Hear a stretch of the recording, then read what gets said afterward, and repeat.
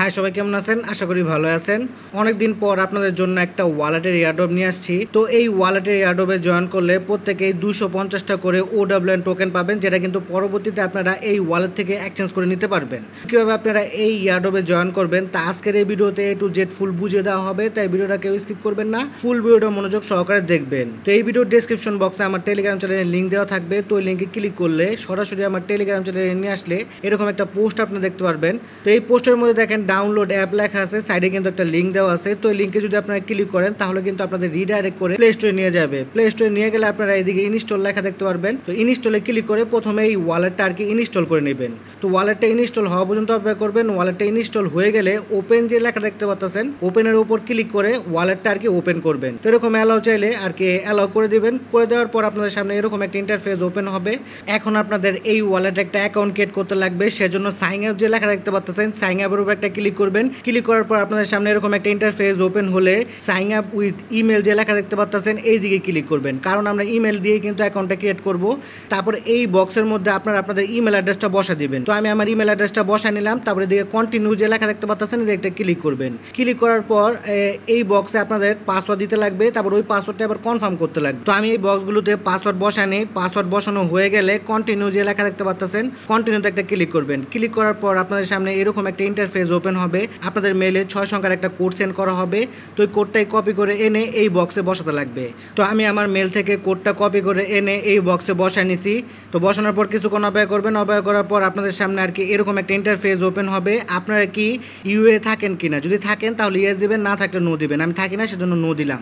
তারপরে এই বক্সে আপনাদের মোবাইল নাম্বার দিতে লাগবে। তো আমি আমার মোবাইল নাম্বারটা এই বক্সে বসা নেই। মোবাইল নাম্বার বসানো হয়ে গেলে সেভ একটা ক্লিক করবেন। আর এখানে যে মোবাইল নাম্বারটা দিবেন সেই মোবাইল নাম্বার দিয়ে হোয়াটসঅ্যাপ খোলা থাকলে সবচেয়ে ভালো হয়, কারণ এদিকে দেখেন দুইটা অপশন আছে, একটা হলো SMS এর, একটা হলো হোয়াটসঅ্যাপের। তো 6 সংখ্যার এদিক থেকে একটা কোড দেওয়া হয়। এই কোডটা কিন্তু মোবাইলের SMS এর মাধ্যমে আসতে একটু দেরি হয়।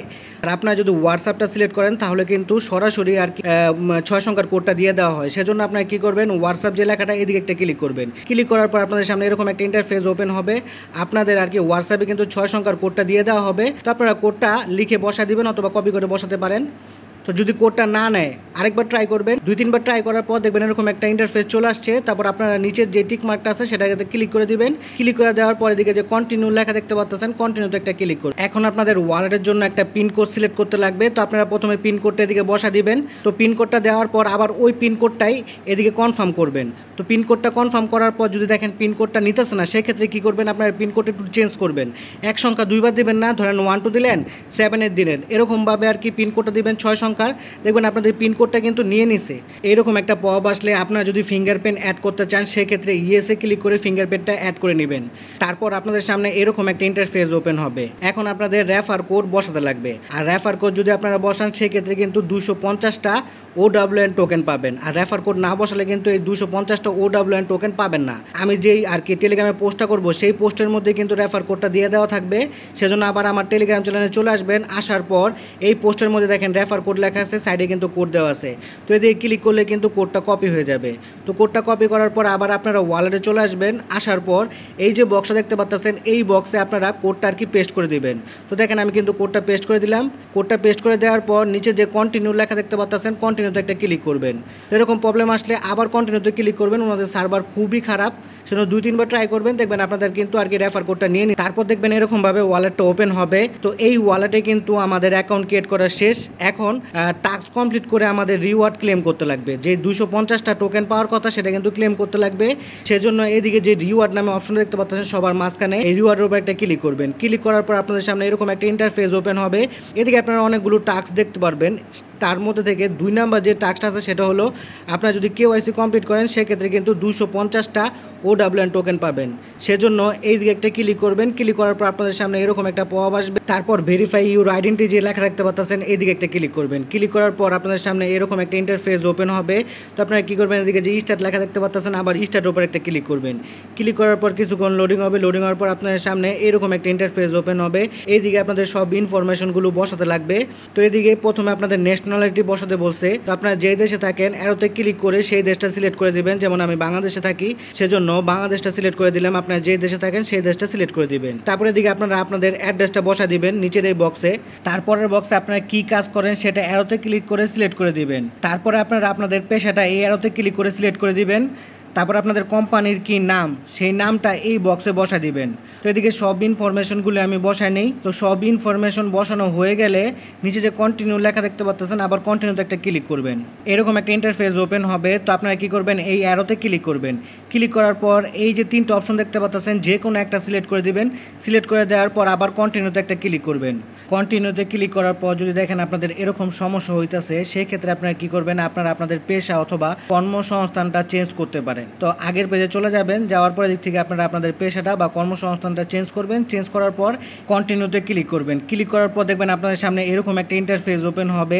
আপনারা কেওয়াইসিটা পাসপোর্ট দিয়েও করতে পারেন, ড্রাইভিং লাইসেন্স দিয়েও করতে পারেন, আইডি কার্ড দিয়েও করতে পারেন।